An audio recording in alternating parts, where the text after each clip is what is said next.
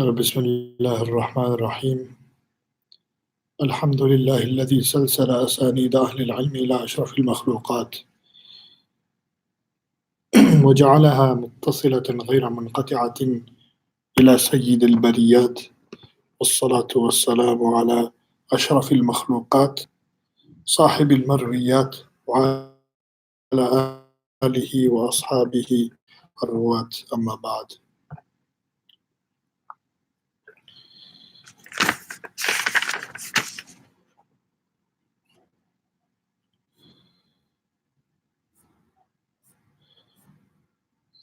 Halal slaughter.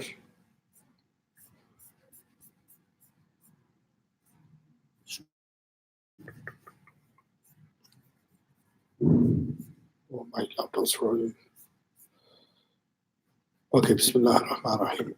كيفية سماع الحديث وتحمله وصفة ضبطه. Towards the end of the discussions, the author rahimahullah ta'ala is mentioning the way hadith is heard and transmitted and some of the etiquette regarding how a hadith class should be conducted.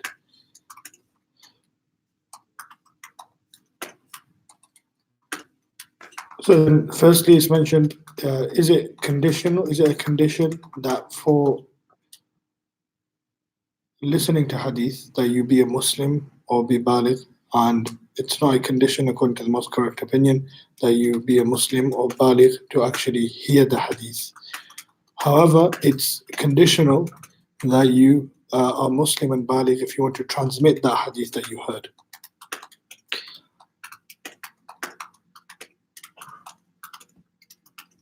And some of the scholars said that to transmit the hadith, you don't have to be baligh, right? And after you become baligh, you can transmit the hadith you heard before you become baligh. For example, that in effect is when the younger companions heard hadith on the Messenger sallallahu alaihi wasallam when they were younger, and they transmitted it in the future when they were older. But this, for example, Al-Hasan ibn Ali radiallahu ta'ala anhu, Hasan ibn Ali ibn Rasul sallallahu alaihi wasallam, Abdullah bin Abbas, but majority of these narrations, these companions would have heard it from other narrations, other companions, older companions, but they would omit the name of the older companions because all of the companions are adul. So you wouldn't need them to actually mention the name, and it wouldn't count as tadlis or missing someone out in the chain. Okay, so when should you start listening to hadith? So the scholars of Sham say that you should start listening to hadith when you're 30 years old. And I think that comes from the idea that you should have all your preparatory knowledge, your introductory sciences mastered before you actually delve into the science of hadith.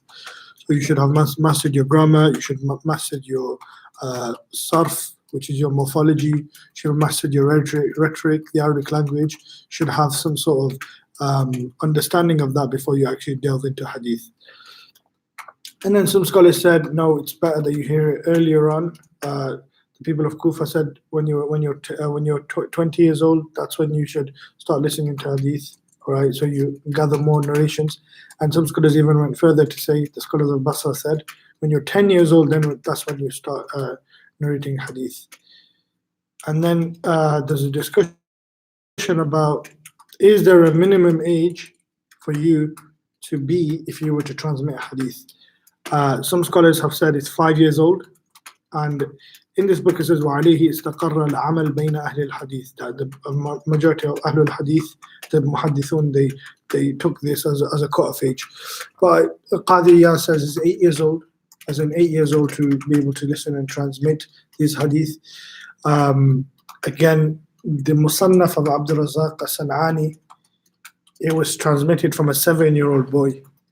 So that's the manuscript that we rely on today, the one that the tahqiq was done by Habibur Rahman al-Azmi. And then later on that stuff happened where there was a lost portion of this book, and it was later on found out that people invented the lost portion and they named it Al-Juz' al-Mafqud. but this is another discussion.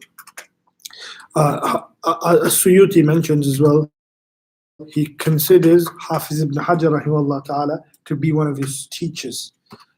And he knows from his father that his father took him to the gathering of Hafiz ibn Hajar when he was very young. So when he was 3 years old, As-Suyuti passed away. So Hafiz ibn Hajar passed away when Jalaluddin As-Suyuti was 3 years old. But he still considers him from his shuyukh. And this is well documented that Jalaluddin As-Suyuti considered Hafiz ibn Hajar to be one of his teachers, despite him being an age where he wasn't interacting with Hafiz ibn Hajar. So he just heard this hadith from Ibn Hajar, and he was 3 years old at the time. So it seems that Suyuti considered a lower age for this sort of understanding this, taking this hadith. And his father must have informed him, okay, you heard XYZ hadith from Hafiz ibn Hajar, and later on he was sort of transmitting them. And this makes sense because we mentioned the man Abu Talib al-Hajjar, he didn't even know which hadith he received from his shuyukh, but he had a really short chain. So other people had to remind him and do talqeen that you have this narration, so you should narrate this to us. And the reason why they did that is because he had one of the short chains. Okay, and then you have review.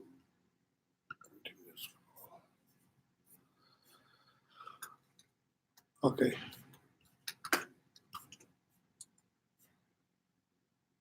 Then you have as-Simam min lafz al-Shaykh, which is you hearing from the actual Shaykh's mouth. And this is where the Shaykh recites the hadith and the students listen. And it's all the same if the teacher reads from his memory or if he reads from a book. And it's all the same if the student listens or the student or just listens or the student actually listens and writes this hadith. And this is the highest form of sort of gathering a hadith according to the Muhaddithun, that sima a'la aqsami turuq al-tahammul 'inda al-jamaahir.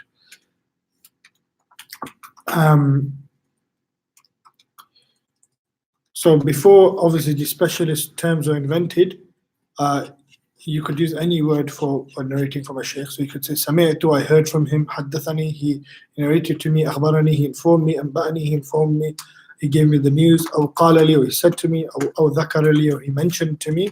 You can use any of these words.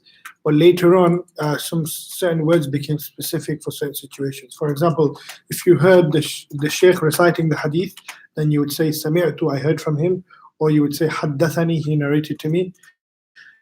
If the shaykh listened and the students were reciting, like was the habit of Malik ibn Anas, his Muwatta, the students used to recite and he used to listen, then you would say akhbarani, he informed me. And in terms of if you've got ijaza to narrate this hadith, you say anba'ani, he gave me the news. Or if it was in terms of mudhakara, right, you would say dhakara li, he mentioned to me, and or qala li, he said to me. And mudhakara is just, it's not actually hadith. Wa alaikum salam. Mudhakara, it's not where you have a gathering of hadith. It's just you're mentioning a hadith. You're saying in the company of muhaddith, he mentions to you this hadith. So then you use the term dhakara, or you say qala. So he said to me, or he mentioned to me. And these are the different ways that a hadith student can say, the shaykh transmitted to me. So first you have, if you heard from the shaykh's mouth, the shaykh saying the hadith, you say sami'tu or haddathani. If it was recited and the shaykh listened, you say akhbarani. This is the Imam Malik, because he wanted to check if other people are reciting it correctly and not making mistakes in the words of Rasulullah. And in terms of ijaza, someone gave you permission to transmit, you said anba'ani. And if you heard just in a gathering where you're just talking to each other, mudhakara, so qala li, said to me, or dhakara li, mentioned to me. And sometimes when a great muhaddith hears from someone, and this is what we'll come to in the next discussion, someone who is beneath him in terms of tabaqa, or in terms of like, so and so is such an old shaykh and he's hearing from a young guy a hadith that he never heard before, this is when they would say things like qala li or dhakara li. And obviously, if they're contemporaries, like it's mentioned that Imam Abu Hanifa rahimahullah heard from Malik, and this was from dhakara, بطريقة مذاكرة, سماع المذاكرة. Then you have the way that you recite to a sheikh is arv. They say, this is how we recite to the sheikh, and it's that the student recites and the sheikh listens. So it's all the same if there's a whole bunch of students listening in that gathering of hadith and one student recites. It's all the same if another student just listens, he can say, akhbarani, it's fine. Or it's all the same if the student is reciting the hadith from his memory or he's reciting it from a book. And it's all the same if the sheikh is actually comparing it by listening and from his memory, or he's using a book to compare it, or if the sheikh is thiqa or not thiqa. These are the rules for arb. So all of these conditions are laid down for listening to hadith. So this form of narration where the student recites and the sheikh listens, this is acceptable, and there's no disagreement on that. And in all of the aforementioned sort of conditions that I've mentioned. So, but some of the mutashaddideen, some of the people who are kind of extreme in the regard of conditions, they saw that this is not an acceptable way to transmit. The sheikh needs to recite, and then only if the sheikh recites, then you can transmit the hadith from him. But you recite and the sheikh listens. Obviously, this is a bit kind of extreme. Some scholars say that this is exactly the same as the sheikh reciting and you listening to the sheikh. For example, Imam Malik and Bukhari and majority of the scholars of Hijaz and Kufa, they say that this is exactly the same as you listening from the sheikh, because the sheikh is actually comparing. Some people say it's slightly a lesser degree of in terms of how the level is than sima from the sheikh. And this is the people of the East, the scholars of the East say that this is the most authentic way. And some people say it's even better than actually you hearing from the sheikh. And this is transmitted from Abu Hanifa, from Ibn Abi Dhib, and this is also an opinion from Malik. And it makes sense that it's an opinion from Malik, because this is the way that Malik used to do, that he used to make the students recite, And even later on, the daughter of Imam Malik heard the Muwatta from her father so many times, or the students reciting in front of her father so many times, that even she would transmit. And whenever a student used to make a mistake, she would knock. That's how she would alert them as to a mistake in the transmission of hadith. And Imam Malik rahimahullah, even though the students would be reciting, and people used to notice that his face used to change color sometimes. And at one time, Abdullah ibn Mubarak mentioned, I saw him, his face went all the colors of the ultraviolet spectrum, the spectrum that you have of light, all the colors, I haven't seen the different colors that his face went until that day. And after, he didn't move a flinch though, and the lesson carried on. And after the lesson, he asked Malik that what happened, and he said this scorpion bit me like 17 times, or he mentioned a number like that, and I still didn't flinch, because of the respect that he had for the lesson of Rasulullah sallallahu alaihi wasallam, the hadith of Rasulullah sallallahu alaihi wasallam. So this is tariqa ikhbar. So the way you mentioned that you heard is, the student says, qara'tu ala fulan, I recited upon Malik, or qara'tu ala Malik, or quri'a alayhi wa ana asma'u fa aqarra bihi. Qira'atan alayhi wa ana asma'. You know who this is? Is it Nasai? Nasai mentioned from who? From his Teacher. Harith. Harith. I just remembered his name and he went out of my head. Harith something. Okay, Imam Nasai says this usually, that qira'atan alayhi wa ana asma'. So his teacher Harith, someone else recited to his teacher and I was listening. So this is how I'm transmitting to you. And it's also permissible to say that حدثنا قراءة عليه. So, he informed us, but it was recited to him. Or you can say أخبرنا, and this is no problem as well. إجازة, what's إجازة? تعريفها. So إجازة it means literally, it means permission to narrate. Either, this permission is verbal or it's written permission. And the way that the Ustad gives the ijaza, the teacher gives the ijaza, is he says, أَجَزْتُ لَكَ أَن تَرْوِي عَنِّي صَحِيحَ الْبُخَارِ. For example, that I give permission for you to narrate from me Sahih al-Bukhari, for example. And, or you don't, for example, the Sheikh doesn't need to verbally say it, it can be written as well. I have my ijaza in my car, I bought it from Manchester because I needed the certificate. So you have the ijaza there saying, I just took a fi jami marwiyati, I give permission for you to narrate from me, in terms of all of my narrations, or specifically you can say. So there's many different types of ijaza, and the scholar mentioned 5 different types of ijaza. So, for example, a particular sheikh said to his particular students that I give you ijaza in a particular thing. For example, I give you permission in Sahih al-Bukhari. So this is one of the best types and the highest types of ijaza.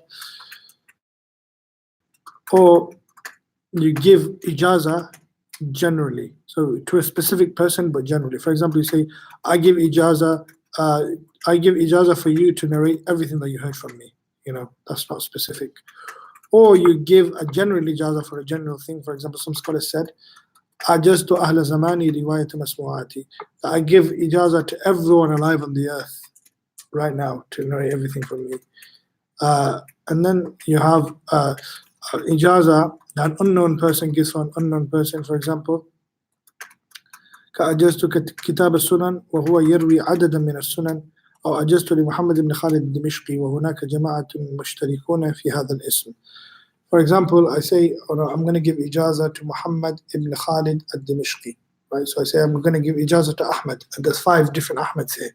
So all of these Ahmeds have got ijaza. This is kind of a lower type of ijaza. Then you have al-ijaza lil-ma'dum.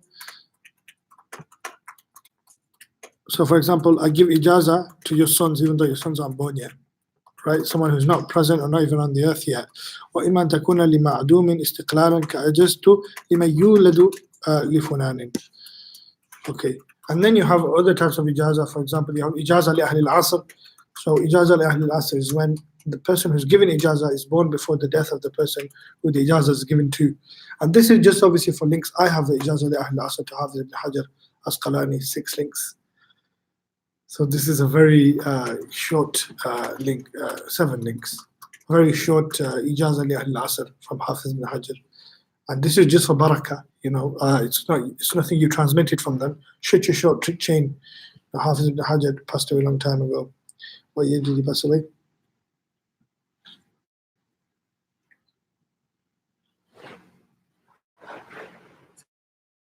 Something. 855 after the Hijrah. So Hafiz ibn Hajar passed away 855. So 855 now it's what, 1,400 or something. 1441, right? So it's been how many years? So it's like on the assumption that everyone lives, a generation is 100 years. So I have the ijaza, wa ajaztukuma, inshallah, bihadihi al-ijaza. So you have, yeah. So these are the, this is the chain, ijaza li ahli al-asr, and now you have 8 links to Hafiz ibn Hajar. This is just a ijaza of barakah, though it really holds no kind of weight in terms of حكمها. أما النوع الأول منها فالصحيح الذي عليه الجمهور واستقر عليه العمل جواز الرواية والعمل بها، وأبطلها جماعة من العلماء وهو إحدى الروايتين عن الشافعي. So you have basically this sort of ijaz, and someone asked me actually a few weeks ago, can you tell me if there's any maqras going on so I can get ijaza in like a book of nahwa or sarf? This person is going to probably watch this afterwards. So, mashallah, may Allah subhanahu wa ta'ala give him more ajr and give him more eagerness. Inshallah, Allahu yazdadu fi harsih.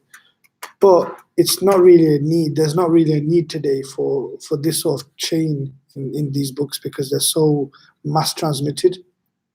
Having said that, there are a few chains. For example, in Aqidah Tahawiyah, I've got a chain in Aqidah Tahawiyah, from more than one person. Again, there's a trend of ijaza in Arba'un and Nawawi as well, and having a short chain for that. I just remembered actually, I've got a chain for the Arba'un Nawawi from Sheikh Samir al-Nas al-Dimashqi. So he comes to the UK a lot, lives in Damascus. Someone randomly we were there and they said, can you listen to the Arba'un al-Nawawi? So everyone was there. They listened. The Sheikh listened and they just recited. The Sheikh gave a brief commentary on the Arba'un al-Nawawi. This is a few years ago. So this type of ijaza, you have these types of ijaza. But people go and collect ijazas. It doesn't really hold a lot of weight today. Say I've got ijaza and this and that. It just, I think today it's more about studying it kind of to an intermediate or aspiring to a mastery level and then transmitting what you know in that sense. But I mean, it's good to have these ijazas, but you can get ijaza by just being there for like a few minutes or, like Abu Talib al-Hajjar. That was a more of a riwayat. So Abu Talib al-Hajjar was the individual who, his father used to take him to the gathering of the Muhaddithun. So he had a very short chain. And then later on, he started doing some other work, started doing inshighal an al-ilm, started, becoming a stone guy. And then later on, other people said to him, you got one of the shortest chains on earth, narrate hadith to us.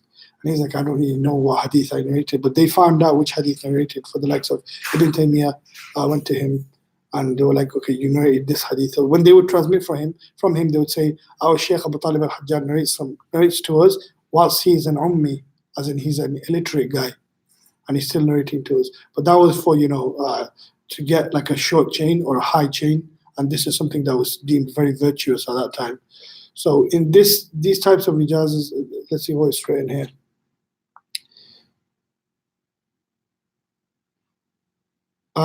Okay, so the first type of riwayah. Okay, so let's just go through the wordings of how they give ijaza. So, for example, someone says, so and so gave me ijaza. Ajaza li fulanun. Or you say haddathana ijazatan, someone narrated to me and by way of ijaza. Or you say akhbarana ijazatan, someone informed me ijazatan. And the mutaakhirun, the later hadith scholars used to say amba'ana. And they used to use the word for the person of the book, al-wijaza as well. Al-wijaza. Abu al-Abbas al-Walid ibn Bakr al-Ma'mari. Al-wijaza fi tajweez al-ijaza. This was his way of giving it. Okay, and then you have munawala. What's munawala in the Arabic language? It's in the Quran, isn't it? Not lan tanalul birra. It is actually. It's from the same root. Lan tanalul birra hatta tunfiqu mimma tuhibbun. To get, al-munawala, to give, to achieve. You will never achieve greatness. Lan tanalul birra. You will never achieve goodness or piety. Hatta tunfiqu mimma tuhibbun, up and until you spend from that which you love. Right, so just to acquire, an acquisition. Al-munawala, an acquisition. Anwa'uha al-munawalatu naw'an. There's two types of munawala. So you have maqrunatun bil ijaza. So munawala which is associated with ijaza, and there's the highest type of munawala. So this is when the sheikh gives the student his book and he said, these are my narrations from such and such a scholar, so you can narrate from me. هذا روايتي عن فلان فروه عني ثم يبقيه معه تمليكا. And then after that he becomes, he owns it, or he gives it him to borrow so that he may copy it, right? They didn't have photocopies at that time, so he would have to manually write it out or employ someone to write it out. Then you have a munawala, which is exclusive from ijaza. So munawala on its own. So the sheikh gives the student his book, and he says, these are my narrations. Hada sama'i. These are my narrations. He didn't say you can narrate from me. So this is obviously a lower type. And these are the lower types of ijaza. So the best way to say that is you say na walani or na walani wa ajaza li in kanat al-munawala maqrunatan bil ijaza ويجوز بعبارات السماع والقراءة مقيدة مثل حدثنا مناولة أو أخبرنا مناولة وإجازة. Okay, and then someone writes to you. For example, the sheikh writes for all those who are present, or someone who's absent with a letter, or by commanding someone, Ahmed, go and tell so and so that I give him ijazah to narrate this hadith from me. Right, so this is another type of ijazah. And then mujarrada an al-ijazah. Okay, these are some more types. And then we have a discussion about is it conditional to be explicit لاعتماد الخط. اشترط بعضهم البينة على الخط وادعوا أن الخط يشبه الخط وهو قول ضعيف. So you have to be clear on it, as in the sheikh has to demarcate clearly that he's given the ijazah to them. Or some scholars say it suffices that the person who the letter is written to, that they understand what's written. And this is obviously in our domain, people don't really know what's written and the patient's notes and stuff like that. So it's an aib to have bad handwriting. Now, mashallah, yours is good. Even my handwriting was good, but it progressively goes. Sure. I think it's something that you pick up. This is a reverse kind of thing. You're meant to get better as practice goes along. But you just, as you go to med school and you progress upwards, your handwriting just drops down. This is what we've noticed. This is a tajrubah. Okay, alfadhul ada. So you say, kataba ilayya fulanun, so and so wrote to me that I can transmit. Or so and so akhbarani fulanun kitabatan. Okay. And then you have al-i'lam. What's i'lam? You inform someone. Al-i'lamu huwa al-i'lanu. Yeah, same. So it's like when you make it known. So أن يخبر الشيخ الطالب أن هذا الحديث أو هذا الكتاب سماعه. حكم الرواية به. اختلف العلماء في حكم الرواية بالإعلام على قولين. Some of them permitted narrating things like this. وهو قول كثير من أصحاب الحديث والفقه. But some people didn't, and this is more than one scholar of hadith said, you're not allowed to narrate like this.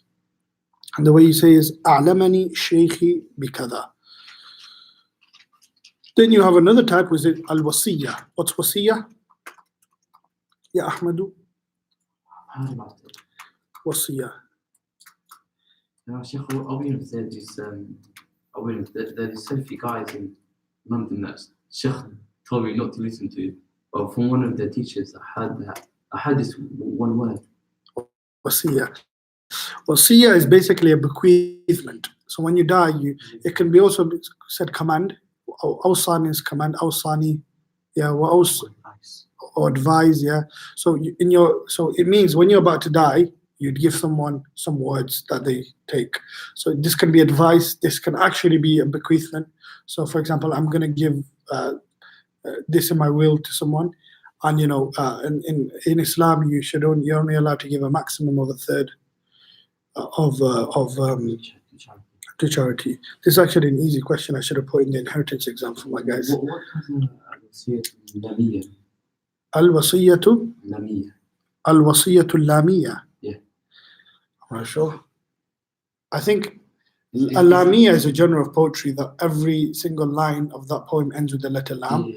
And wasiyya can be like, for example, wasiyatu Imam Abu Hanifa. So Imam Hanifa's wasiyya, I have it at home.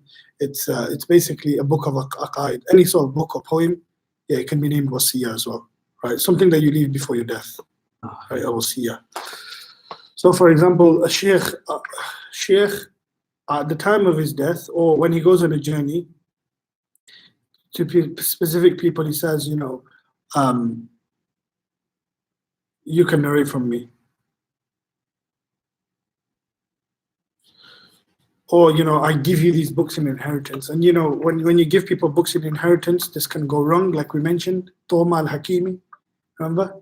يظن الغمر أن الكتب تهدي أخا فهما لإدراك العلوم وما يدري الجهول بأن فيها غوامض حيرت عقل الفهيم إذا رمت العلوم بغير شيخ ضللت عن الصراط المستقيم وتلتبس الأمور عليك حتى تصير الحكيم. So Tom al-Hakim, he inherited these books by means of wasiyah from his father, and he read the books wrong, right? That's why even in this discussion, and he killed himself. He read حبة السوداء دواء لكل داء. So when added the extra حية السوداء دواء لكل داء. So the black snake is a cure for every illness, and he tried snake poison on himself and he killed himself. This is a point for us about charlatan physicians as well. As people go on Google, check your symptoms out. Every state. I mean, it's not wrong to do that. It's fine. Check your own stuff out. The availability of knowledge, but you need to have this guided knowledge. You need to know how to interpret like symptoms and things like that, just from a medicine perspective, but in generally as well. When you sort of inherit something from a sheikh in hadith, right? It doesn't mean that you can transmit these, even though the sheikh gave you the books in wasiyah, because he gave you the books in wasiyah, but he never gave you the narrations of those books in wasiyah. Okay, so this is, and people say this, أوصى إلي فلان because أو حدثني فلان وصية. Okay. Then you have the way hadith are written. Okay, so حكم كتابة الحديث. Are you allowed to write hadith? And obviously you are allowed to write hadith, but some of them, meaning the scholars or the Sahaba, they didn't enjoy writing the hadith in the beginning, and they saw it as disliked. Abdullah ibn Umar, Abdullah bin Mas'ud, people like Zayd bin Thabit, radiallahu ta'ala anhum ajma'in, they saw that writing the hadith, and these are the people who actually wrote the Quran. And the reason why I explained before is because 70 Hufaz were killed. So if they didn't write it down, but why did they not allow? because Quran was finished. Oh no, because maybe because Quran and Hadith were mixed up. Actually, get sweet. So they had to different. You don't get sweet. MashaAllah, very good. So, to be able to differentiate, because people needed to understand the usloob of the Quran and the way, the style of the Quran, the stylistic method of the divine. The Quran is a book of divine orations, and you learn a method of how Allah subhanahu wa ta'ala phrases things. But isn't it after they wrote it?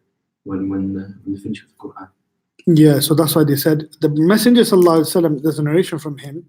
He said, it's mentioned in Sahih Muslim as well, لا تكتبوا عني, don't write from me. سوى القرآن in some narrations. ومن كتب عني غير القرآن فليمحه, let him erase it or let him destroy it. Whoever writes other than the Quran, let him destroy it. This is a hadith in Sahih Muslim. Again, the Messenger sallallahu alaihi wasallam also later on, he says, the hadith, the famous hadith in Sahih al-Bukhari, اكتبوا لأبي شاه, that he gave ijaza to write hadith from him for Abu Shah. And then Abdullah ibn Amr radiallahu ta'ala anhu, he was given permission by the Messenger sallallahu alaihi wasallam to write hadith. And we mentioned why.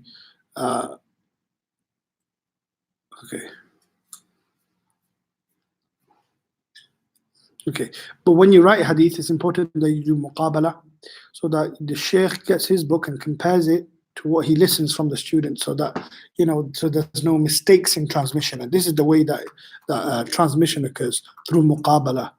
And we mentioned it's one of the uyub to not be awake at the time when hadith is transmitted. And this is obviously when we're in hadith classes, and the hadith is going on and on and on and on, and people are reading. To be honest, I would have fell asleep if I didn't have to read it myself, because majority of this majority of Sahih Bukhari I read with my own mouth, actually. So it's just, I can understand why people fall asleep. Again, in a few weeks' time, we're finishing off another recitation of Sahih Muslim to Sheikh in England, Ayub al-Surti. We read the first half, not half, on the 15th, inshallah, of March. Yeah, come down, inshallah. Oh, you've got KT, knowledge test. Yeah, it's a good, because it gets you back in the rhythm of narrating hadith. Inshallah, I'll get the chance to read again hadith and not fall asleep. Well, alhamdulillah, there's a good thing there. In these classes, a lot of people are really eager to sort of compete with one another to read hadith. So that's a very good thing. People want to read the hadith, and it's a chance to sort of practice your grammar and your knowledge of hadith. And when you read the hadith yourself, it's easy to internalize it. So when you go to madrasa, inshallah, try and be the guy who reads the hadith. The teachers will have a specific person as well. Specific teacher. Yeah. So حدثنا. So when you say حدثنا, it can be abbreviated to ثنا, ثين نون ألف, or نا نون ألف. That's حدثنا. وأخبرنا أنا. That's abbreviated to that people.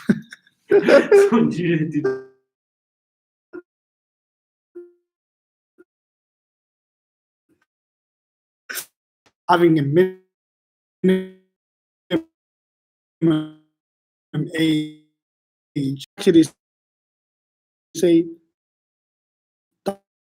tahweel, because that's the students of Abdullah bin Abbas, for example, Ikrimah and Ibn Abbas, and then they narrate from Muhammad ibn Sirin narrates from Ikrimah, and then Muhammad ibn Sirin has two students, and they both narrate, and they have their own chains.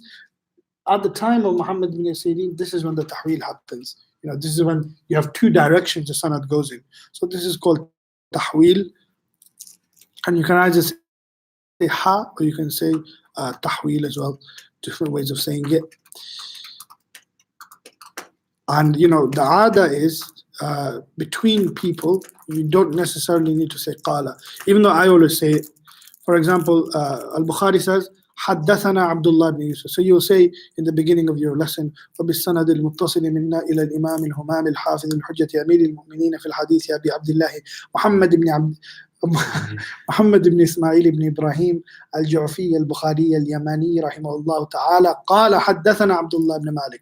And then from then on you would say وبه أي وبسند المتصل إلى آخره. So you'd say وبه قال حدثنا عبد الله بن يوسف. And then it makes sense for you to say قال أخبرنا مالك. But no one really says قال. People do, I say it, but generally you don't need to, because it's an ada of maybe not the muhaddithin, but the people generally. But you assume qala. You assume qala was said. So and so narrated to me. Abdullah ibn Yusuf. Al-Bukhari said Abdullah ibn Yusuf narrated to me, and he said that Malik informed me. So you don't need to say he said Malik informed me. You can just say Malik informed me. أنه, and then you can say قال كما جرت العادة بحظ أنه قال عن أبي هريرة رضي الله تعالى عنه أنه قال رسول الله صلى الله عليه وسلم. Okay, and then you have a discussion on رحلة في طلب الحديث, journeying or going out on a journey to gather hadith. And this is something that's a commended action. It's something that's a virtuous action, to go out of your way, not just for hadith but for all knowledge. And there's so many hadith about going out, leaving your own people to go and journey for knowledge, a journey for hadith. And the first, and I think the most authentic or the most virtuous thing is mentioned by Allah Himself. فلولا أعوذ بالله من الشيطان الرجيم فلولا نفر من كل فرقة منهم طائفة ليتفقهوا في الدين ولينذروا قومهم إذا رجعوا إليهم لعلهم يحذرون. Why isn't it the case that a group from amongst them, فلولا نفر من كل فرقة طائفة منهم ليتفقهوا في الدين, why isn't it that they go out right? And they go away from their people, right? And so they may attain deep insight in religion, gain knowledge of religion.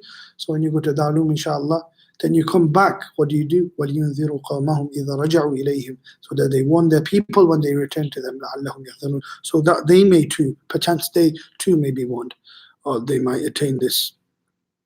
So it's a very virtuous thing to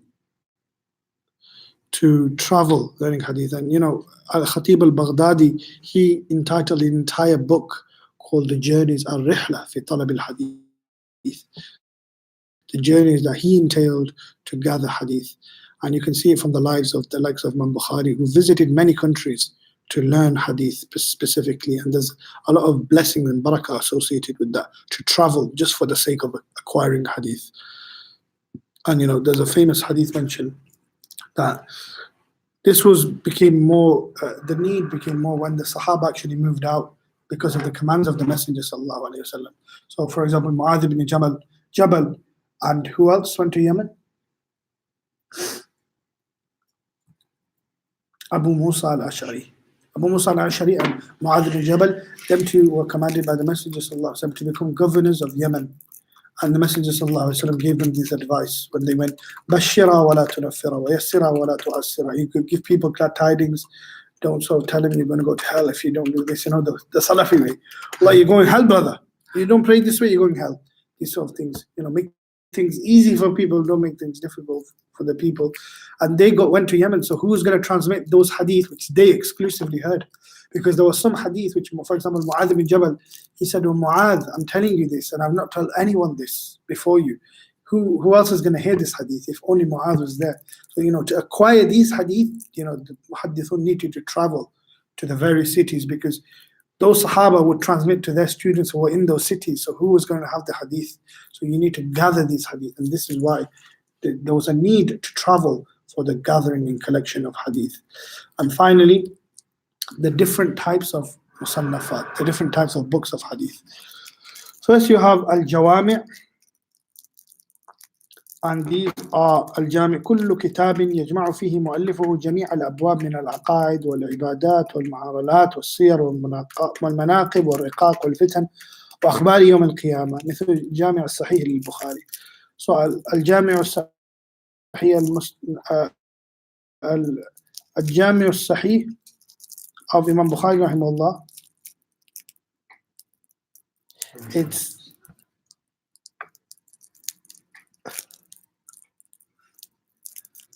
so Al-Jami' al-Sahih of Imam Bukhari Al-Jami' is like an encyclopedia. So you have chapters discussing all aspects of the religion. So these are Jawami'. And I'm just remembering Al-Jam' al-Jawami'. You know what Jam' al-Jawami' is? Jam' al-Jawami' is a book, more than one person has written a book by the title of Jam' al-Jawami'. But when it comes to hadith as well, Al-Jam' al-Jawami' was a book by As-Suyuti rahimahullah ta'ala, who attempted to gather every single hadith available in his time. So he called it the compilation of the compilations, Al-Jam' al-Jawami'. And this was used later on by Ali al-Muttaqi al-Hindi, who was a scholar later on who came, when he wrote Kanzul Ummal, because Kanzul Ummal was also another attempt. He used Jam' al-Jawami' and he added to it as well. So these were attempts to gather all the hadith, and currently there's an effort being made to gather hadith, all the hadith available in a single sort of uniform manner by Shaykhuna Mufti Muhammad Taqi Uthmani and his crew in Pakistan. And this is acknowledged by a lot of muhaddithin today. But the difficulty is with these sort of things, as in how do you uniformly, so it's a big task as well. Obviously now we have computers and stuff like that, which have, in the databases you have like basically all the hadiths that are available. But the difficulty is having a uniform system that everyone's going to use. And I think that's what the intentions are when they are doing this work currently. They're trying to make a uniform system. So if you just say hadith number 5672, you know that particular hadith, and everyone will know. And obviously to get people on uniformity, it's very difficult, especially when you have so many different groups of Muslims and different ways that things are taught. But again, the effort's not in vain, inshallah, Allah will make it fruitful. Then you have Al-Masanid, the Musnad, and that's every single book where you have all the narrations of a particular companion, right? And you don't look at the topic that they're narrating, right? For example, Musnad al-Imam Ahmad ibn Hanbal. So there he's gathered in terms of, an order of, all the hadith of Abu Hurairah he's gathered, all the hadith of Aisha he's gathered, and then this is how the Masanid are actually how we get, all these numbers. That Aisha radiallahu ta'ala anha narrated how many hadith? Over 1,000. 2,000, particular. I had the number just in my head now, I forgot it. 2,000 and X hadith, right? Aisha radiallahu ta'ala anha narrated. But then how do you know how many in particular? These are actually the Masanid of Abu Hurairah and the Masanid of Aisha. These are actually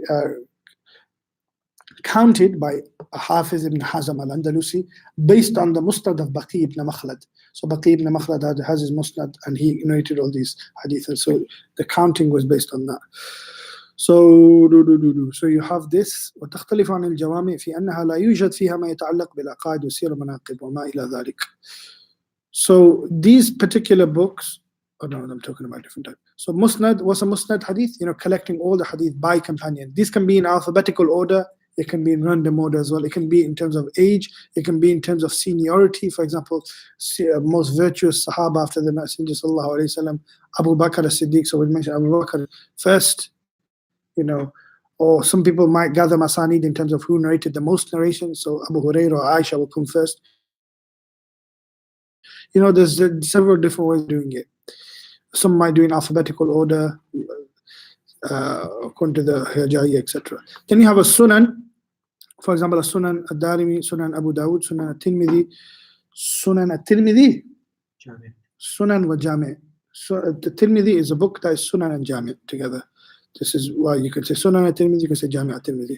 A Sunan differentiates itself from a Jami' in terms of it not containing any masail of aqaid, nor does it contain any siyar, the journeys, expeditions. It doesn't contain any virtues of the companions, manaqib.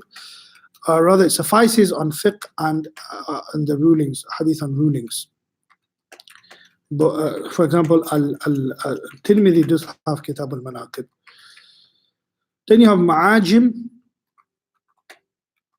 and then Ma'ajim are where this, for example,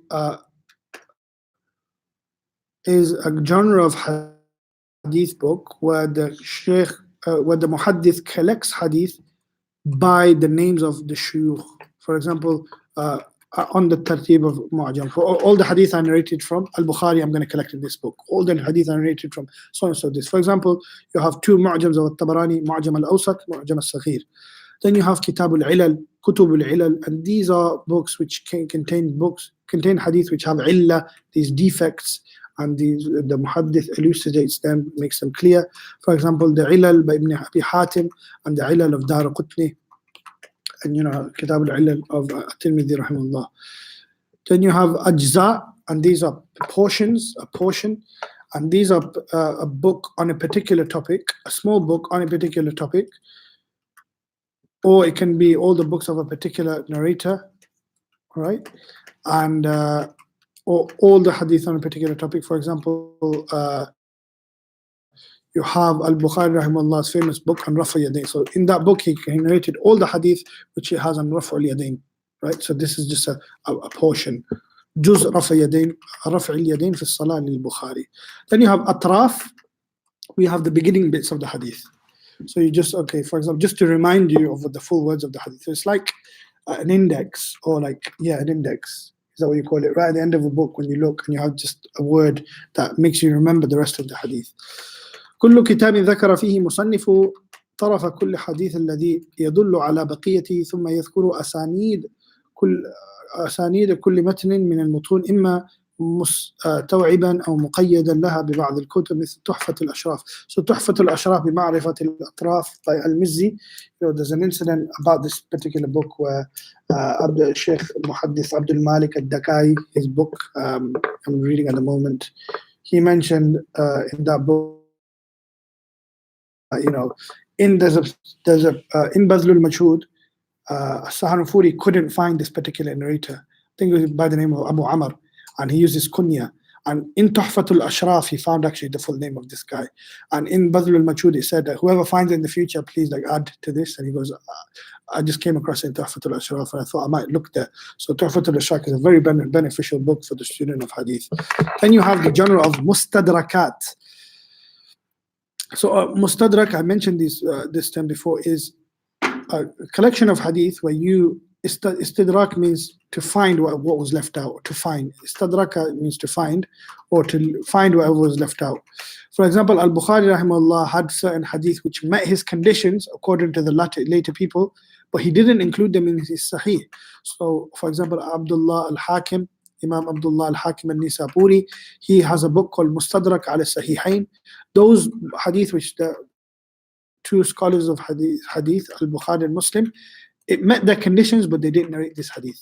Yeah, so these are called the mustadrakat. And he said Sahih according to the conditions of Muslim, Sahih according to the conditions of Bukhari, but he is known as Mutasahil, which is quite lenient. And it said about his book as well, he didn't have, in this Mustadrak, he didn't have a chance to revise it before his death, and this is why there's some mistakes in it. So people like Al-Dhahabi, rahimahullah, Shamsuddin al-Dhahabi, he has, another book where he refined the Mustadrakat al-Sahihain. So you have the where if it was affirmed, وَأَقَرَّهُ Zahabi, then this is a good grading of this hadith. But Al-Hakim Nisapuri didn't have a chance to sort of revise it. This is why this exists. And then you have the final type of book of hadith, and this is the mustakhraj hadith.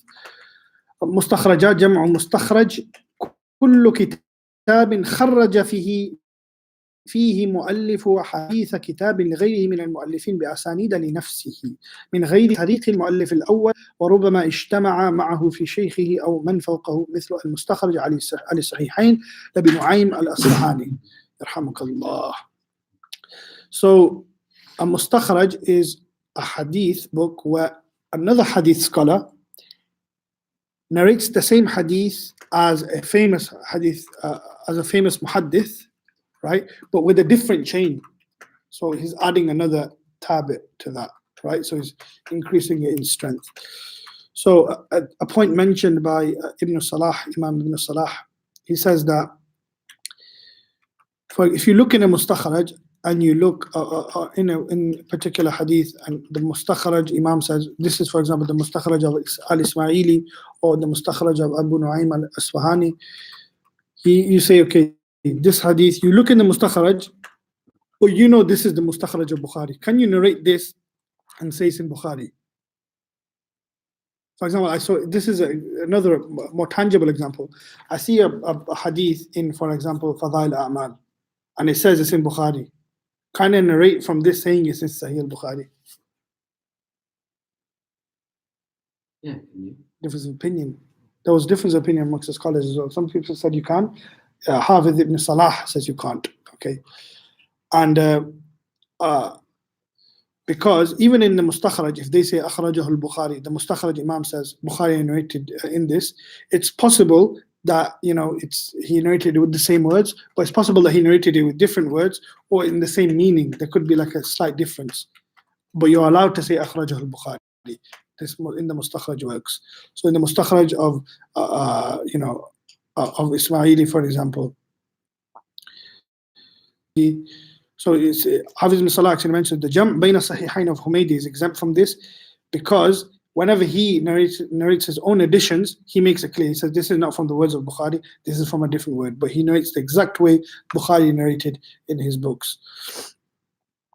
So if they found the same sanad, then they will say, okay, with my sanad going back to the Prophet ﷺ, I found the same hadith that Al-Bukhari found, and it gives strength to his narration.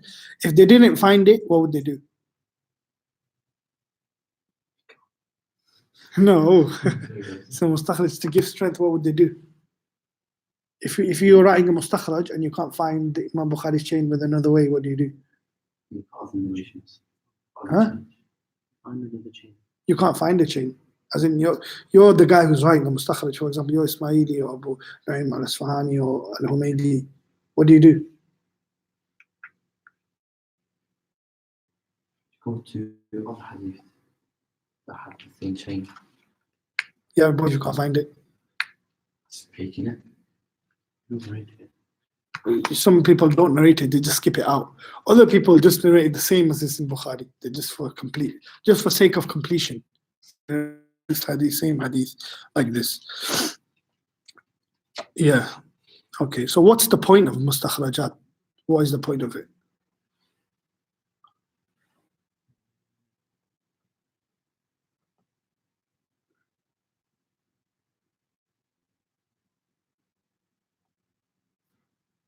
Why don't I write it? Can't find it.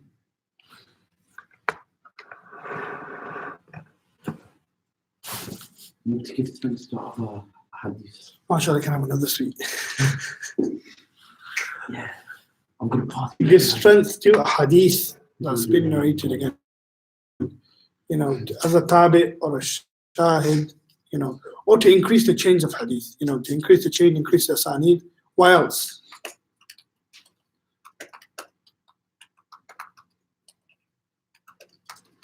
What else?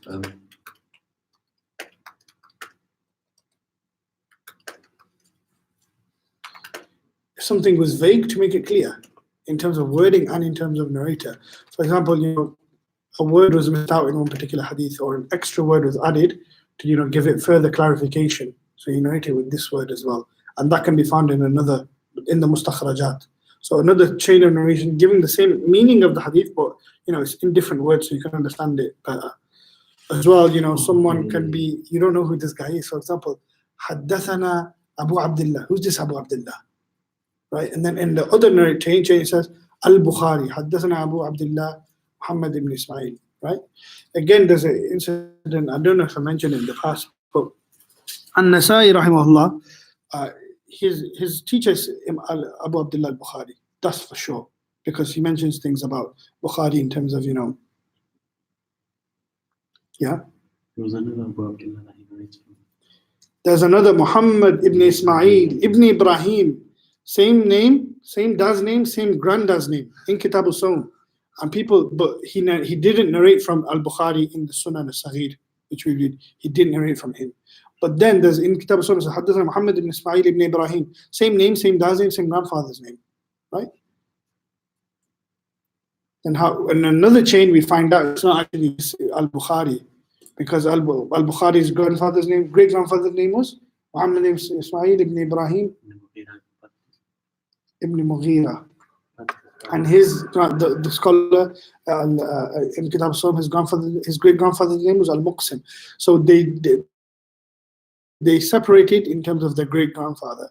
So this is kind of an anomalous case there, but it's just a way to, you know, expand using a different chain where you know something is mubham.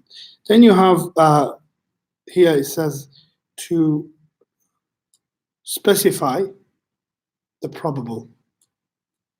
What does that mean? Whether it could or could not be. For example, hadith scholar said Haddathana Sufyan. Which Sufyan is it? Yeah, is it Sufyan al-Thawri? Is it Sufyan ibn Uyayna? Because these two Sufyans, they had the same ustads, they had the same teachers, they were around at the same time. So it's very difficult to tell the difference between the two. So, you know, if someone says Haddathana Sufyan, oh my God, just tell me what Sufyan is, right? So is it Sufyan al-Thawri or is it Sufyan ibn Uyayna? You find this through different, through the mustakhrajat as well. Again, you know, if you have ikhtilat, fulan, shaykh had ikhtilat later on in his life, right? We can find this out if we get another tabi. So the people who narrated from him before, through a different chain, we can find this out. And then tadlis, if a person did tadlis or not, we can find this out from the mustakhrajat, and we can find out if a hadith was mawquf or if a hadith was marfu. Okay, so this is the points of mustakhrajat. And we end the discussion in the books of hadith there and the way a hadith is transmitted. Subhanallah wa bihamdihi, subhanakallahumma bihamdika wa nashhadu an la ilaha illallah.